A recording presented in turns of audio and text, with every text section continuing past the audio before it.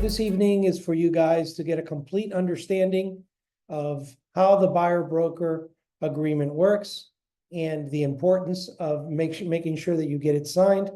But at the same time, I'm going to drop a little bit of tidbits on how not to let the client get away, because you're going to be meeting clients where you're meeting them for the first time, and it could be a little bit cumbersome to not only to explain it, but also to get them to sign it when you have yet to create that relationship and that trust, which is so vital in a real estate transaction. But the opportunity, when you get it, I'm going to give you a few tidbits so that it doesn't get away from you, okay? So I'm going to start off with the exclusive buyer brokerage agreement with consent to transition into a transaction broker. This is the one that I use all the time. There are the single agent, which you can use the single agent one, but the reason I use the one that allows you to transition is because down here in South Florida, we've got 2,000 plus agents. So there's a lot of listings that belong to lifestyle. And in the event that your client, you're sending them properties and they like a lifestyle listing, you'd have to transition because the listing belongs to the brokerage, and then you'd have a conflict if you were using the single agent one. So it's better to start off with the consent to transition, because that way you could show the lifestyle listings and work them seamlessly without having to have another BBA signed. So let's delve into it. All right, so on line one is going to go the consumer's name, okay? Make sure that you spell the name correctly on there the first time, so you don't have to make any changes later on. And then on the second line, how do I get this off of the screen here? Let me, oh, wait a minute, I got to go back. Give me 1 second. All right, here we go. Now I got it the way I got it. On the second line, you're going to write Lifestyle International Realty, which is your broker. That's on line two is going to be the date the agreement begins, okay, and ends, the termination date. So you can make this agreement for a week. You can make it for 10 days. You can make it for 1 day. You can make it for 30 days. That's going to be a decision that you're going to have to make. And there's going to be situations where you're going to keep it maybe a little bit short, simply because you have not created that relationship. And we'll talk about that in a few minutes. It's a very easy form to fill out. The filling out the form is not really the intimidating part. So we'll get past this and then we'll discuss a little bit about it. Type of property. Okay, the type of property that you're looking, if your client's looking for a single family home, then, I would generally, whether they're looking for a single family home or a condo, I'm going to put residential there. Now you can be more specific and put single family home. You could put townhouse, you could put condo, but it limits you only to what you put. But if you put residential, it's going to cover any property that you show them, whether they decide afterwards to go with a condo or they decide to go with a townhouse. It's all going to be covered there. Location. Location would be the county, city, subdivision. You could put, any one of those. You could even put the state, although I don't encourage it, simply because if you do put the state and they want to dispute it, can you really show a property in, let's say, Panama City, if you're here in South Florida? Probably not. So it's not going to hold up in the court because it's out of your area, and you can't hold a client if you can't, if you can't provide the service and show them the properties. So I like being more specific. If my client's looking in Miami-Dade County, I'll be specific to the county and I'll put Miami-Dade County. If it's Broward County, I'll put Broward County. If they're, for example, in in the area where they say, listen, I can go from Miami Gardens all the way to Pembroke Pines, then I'll put Miami-Dade County and Broward County because they're willing to go over the county line. All right. So on number 4, you're going to see that it's going to detail what your obligations are. Okay. And this is something that obviously the consumer is going to be reading. And you should read it because you should have an understanding of exactly what it is that you're going to be doing for this client and your obligations under this contract. On number 5, it's going to have the consumer's obligations.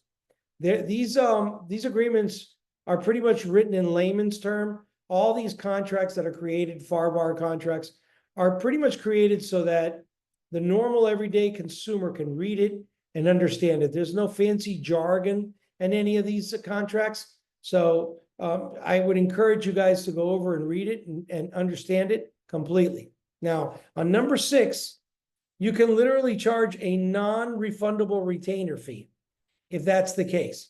For example, you may get a buyer that calls you from up north, New York, Maine, anywhere, any state that would like to come down here and they would like to know the area. You've had conversations with them. They're not ready to buy for maybe a year or two or some time ahead, but they want to come down here and they want to take a tour so they can get a better understanding of the terrain and understand which neighborhoods, schools are best and whatever interests them in their move. And it's okay if you decide and you agree on a non-refundable retainer fee for you to provide those services to show them properties, which you get to keep the broker fee. That fee goes towards you, obviously, because it's understandable that they're going to be putting an offer and you're going to be wasting, not wasting, but you're going to be investing time. Hopefully, in the future, when they come back to purchase, that you'll be able to show them properties as well. And they'll continue to be your client. So hopefully you'll do a good job and you'll provide enough information to them to where they feel comfortable calling you next time because they feel that you're the right realtor to help them out. On number 7, that's where we're going to put the compensation. Okay. So on A is where the purchase compensation is going to be. So on A, you'd be putting the percentage amount or dollar amount. You can agree on a dollar amount or you can agree on a percentage amount. So let's just, for the purpose of filling out this form, say that we decided that we were going to, they were going to agree to 3% compensation. So you're going to put 3% on that first box right there, right here. You're going to put 3.0%. Okay. Now, in the event that later on, when you're showing properties, the seller is offering compensation of 2.5%. That doesn't mean you collect 2.5% and 3%. You're only going to be able to collect up to 3% on that transaction. The seller, if he made an agreement with the listing agent to offer 2.5%, would be paying the first 2.5%. And then your buyer would be responsible for the other 0.5 point.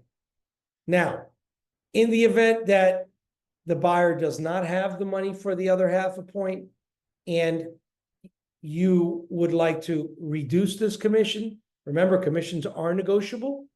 So there could be a negotiation, and you could amend this with a modification to the buyer-broker agreement and reduce it to the compensation that the seller's agent has secured from the seller.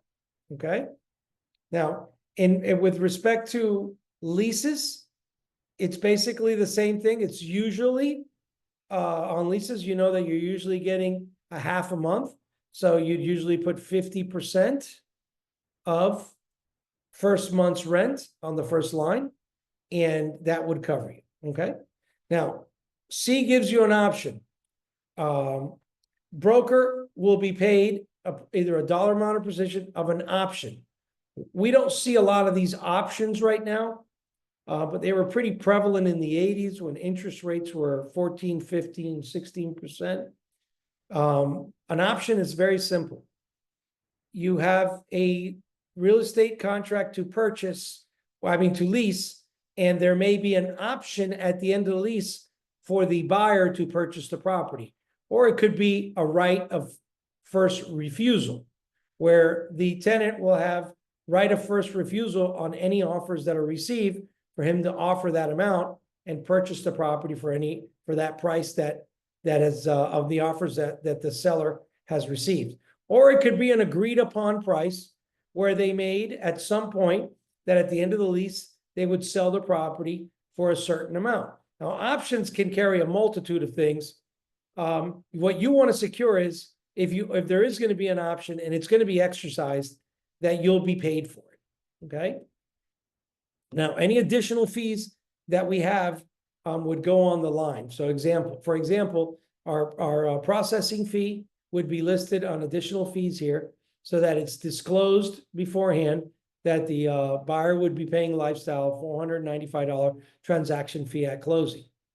On number 8, you're going to have your protection period. What is a protection period? A protection period protects you in the event that you show a property and the consumer decides that they're not going to put an offer, and they decide later on, a few weeks, a month from now, to put an offer in. If you have an example, a 90-day protection period, within those 90 days, if they go and they put an offer with another agent, you are entitled to be compensated. Okay. Now, number 9 is kind of open because you have a cancellation clause here where they can cancel this contract if you set a fee. If you don't put a fee, well, they can cancel without a fee. But if you do put a fee, then they can get out of the contract by paying the fee. You're going to see situations where you may have a consumer that has a buyer-broker agreement but does not want to work with that agent anymore. And there could be a cancellation fee on there, but let's say the cancellation fee is $500, and they don't want to pay it. And they're in a riff with the listing agent, with the agent, because they feel the agent has them hostage, but they'd like to work with you. You can always be open-minded and let them know that you can credit them that fee at closing if they work with you. For example, the cancellation fee is $500. I tell the consumer, listen, you go ahead and pay for the $500, you get out of the buyer-broker agreement, I'll start working with you, I'll find you the home, and when we go under contract, we're going to put on the contract that at closing, I'm going to credit you that cancellation fee. So if it's $500, you're going to give them credit from closing from your commission for $500, but at least you capture the client if they really want to work with you. Okay. Now, I highly encourage that you guys get this dispute resolution initialed by the consumer and that you initial it yourself, because as you know, arbitration, and if you don't know, arbitration is binding, and it's a lot quicker, faster than having to deal with a court system. So I would encourage you guys to go that route. It's up to you, and it's up to the consumer as well. They don't have to choose arbitration. Usually if there's a dispute, the court is going to order mediation prior to even hearing any case. And if there's an impasse, then the court will hear it. And for all these matters, prevailing party is entitled to recover attorney's fees. So I hope no one finds themselves in any dispute, but I would encourage you to get this initialed when you get it signed. Now, on number 12, it's going to give an explanation as to what the responsibilities are as a single agent, because you'll be working as a single agent for your client unless you run into a lifestyle listing that belongs to the brokerage that you work for. You'll always be a single agent. So it's going to detail there. You're going to fill that out, and you're going to put, as a single agent, Lifestyle International Realty and its associates owe to you the following duties: dealing honestly and fairly, loyalty, confidentiality, obedience, full disclosure, accounting for all funds, skill, care, and diligence in the transaction, presenting all offers and counter offers in a timely manner, unless a party has previously directed the licensee otherwise in writing. Now, that's very key there, so you don't get jammed up. You're supposed to present counter offers immediately. You're supposed to have them within the same day, or at least within 24 hours. They have to have the counter offers back. Now, if the client tells you, hold off, I don't want you to send it for 2 days, and then you lose the deal, but you don't have it in writing, you may have a problem. So always tell your client, look, can you please send me that via email that you'd like me to wait 48 hours before presenting the counteroffer, just to protect yourself. Disclosing all known facts that materially affect the value of the residential property and are not readily observable. So as a single agent, when you go through the property, anything that you see that can materially affect the value of the property, you need to disclose it immediately to the client, okay? Now, on the next one, you're gonna have the verbiage that's there where they're gonna consent for you to transition into the transaction broker. Where when you transition into the transaction broker, you'll see that your duties are change to some extent, because now you're not a single agent anymore. So now on that line, you're gonna put Lifestyle International Realty. You're still dealing honestly and fairly. You're accounting for all funds, using skill, care, and diligence in the transaction. You're disclosing all facts that materially affect disclosures always. You always got to disclose that materially affect the value of the residential property and are not readily observable to the buyer. You're still presenting offers. You have limited confidentiality. That's where things change, okay? On the other one, if you notice here that you're presenting all offers, you're disclosing all no material facts, it doesn't, and you have complete confidentiality. Here you have limited confidentiality unless waived in writing by a party.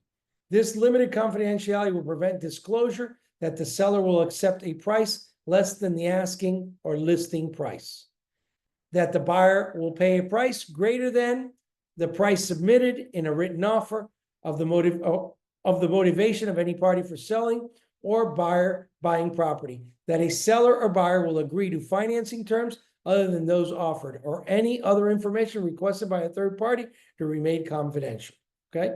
So there's a change there, and you need to understand both those changes. Any additional duties that are entered into by this or separate agreement. So if there's any other separate agreement, you also have to abide by it. So I encourage you guys to read this over, completely understand it. You're going to get the signatures. I agree that my agent may assume the role of transaction broker, and they're going to sign and date. Okay, they're assuming they're acknowledging on both what the single agent is, and then they're acknowledging what the transition role is going to be here as well as a transaction broker. Okay, then your consumer is going to sign and date, put the address, zip code, their address, zip code, telephone number, and email. And I encourage you to get it all filled out, not just a signature. All right. Then as the agent, you're going to date and sign where it says real estate associate. Okay, you'll do that, and that's it. You're complete after that. Okay. Now on the bottom of every page, the broker and or sales associate has to initial, and so does the consumer. You'll see there's a box on the bottom of every page. Now, what do you do in the event that you get a lead, you get a phone call, you don't know the person, and you've got to get them to sign this BBA, and you got to meet them over at the property because they want to see a property? Do you email them the BBA before you get out there? Do you meet the client out there first? What do you do? Well, that's going to be a call that you're going to have to make. It's been my experience so far that you're better off meeting the consumer at the property and bringing the exclusive buyer broker agreement with you. Why? Because the person has only spoken to you on the phone, hasn't shook hands with you, hasn't met you, and you're asking that consumer to sign something. You want to have an opportunity to have the person in front of you, shake their hand, and have an opportunity to start creating the relationship. That way you can see them face to face. You can see if anything bothers them while you're discussing the buyer broker agreement, how it works, and you can make it specific as well. So if you're at the property and you can make it specific to the actual address. Over here where it says type of property, you could put residential, and location, you could put 15501 Southwest 18th Street. And then it's specific for just that property that he showed you. So that would give the consumer a little bit of peace of mind knowing that they're not bound exclusively to you for a specific time and to all properties because you just met them. And this is going to give you the opportunity now to show what you have to offer as a buyer's agent because you've got the client in front of you. So you're going to have to work on your spiel, so to speak, on how you're gonna present yourself and how you're gonna sell yourself to this client, so that after showing them this property, if this is not the one for them, you can continue to be their agent. And I think the best thing that you can do in a situation like this is be completely informed when you get out there. And what I mean by completely informed, I mean that if you're going to go show a property, you're meeting somebody for the first time, you better know everything about the neighborhood. You better know the schools. You should have pulled a permit card on that property to see if anything was added after the property was built and see if anything was permitted on the property. You need to be a master of your trade. You need to understand everything in that neighborhood. So when you get out there, you have just a cornucopia of information to provide them so that when they leave there, they really say, wow, that agent really knew his stuff. Okay, he really understood the neighborhood, and they feel confident so that you can follow up with them and keep them as a client. All right, let me switch back over here, and I'd like to see if anyone has any questions. So I'll open up the mic to you guys to see if anyone has any questions. Nobody has any questions? Everyone knows how to use this BBA and no one wants to throw out a scenario? I have a question about the retainer fee. Yes, ma'am. So what are we asking for the retainer fee? Is it a certain amount? Whatever you decide and whatever you agree with Or with the what? consumer. Remember, everything is negotiable at this point. And like I said, I can see that I have not used the retainer fee yet, but I can see the retainer fee being handy. I have worked before with clients, and a few years ago, I had one that came down from Boston, and he never ended up buying, never ended up moving, but they were considering a move, and he wanted a tour, and we actually showed him 7 properties, and he flew down here, and we spent the day with him Saturday, and took him to lunch, and spent the day with him showing him properties. And we didn't have this form, and I didn't charge a retainer fee, but I can tell you what, I would now. You know what I mean? I would schedule them, and I would have them pay a retainer fee, because your time is valuable, and my knowledge of the area is also valuable. So we all have to put value on what we do. That's why I'm saying that we have to be the best at what we do. Does that answer your question? Well, I was looking more at amount. It sort of answered my question, but I was looking at a certain amount. So Well, you're saying, in other words, there is no certain amount, just like with commissions now, everything is negotiable.